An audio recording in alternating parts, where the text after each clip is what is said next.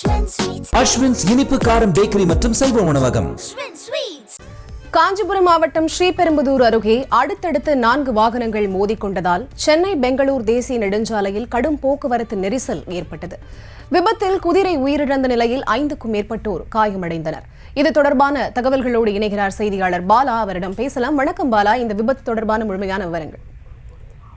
நிச்சயமாக காஞ்சிபுரம் மாவட்டம் ஸ்ரீபெரும்புதூர் அடுத்த பெண்ணலூர் பகுதியில் சென்னை பெங்களூர் தேசிய நெடுஞ்சாலையில் சென்னை செல்லும் மார்க்கத்தில் கார், 2 தனியார் தொழிற்சாலை பேருந்துகள், காலி மது பாட்டில்களை ஏற்றி வந்த லாரி என அடுத்தடுத்து 4 வாகனங்கள் மோதி விபத்துக்குள்ளானது.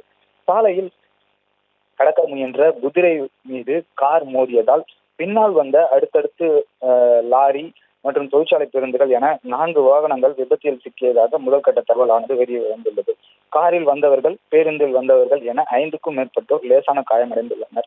இந்த விபத்து காரணமாக சென்னை பெங்களூர் தேசிய நெடுஞ்சாலையில் 1 கிலோமீட்டர் தொலைவிற்கு சென்னை செல்லும் மார்க்கத்தில் போக்குவரத்து நெரிசலானது ஏற்பட்டுள்ளது. காயமடைந்தவர்கள் ஸ்ரீபெரும்புதூர் அரசு மருத்துவமனையில் சிகிச்சை பெற்று வருகின்றனர்.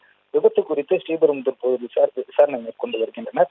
மேலும் அதிகாலை வேளையில் பனிமூட்டத்தில் அடுத்தடுத்து 4 வாகனங்கள் விபத்துக்குள்ளான சம்பவம் அப்பகுதியில் பெரும் பரபரப்பை ஏற்படுத்தியுள்ளது. விவரங்களுக்கு நன்றி பாலா.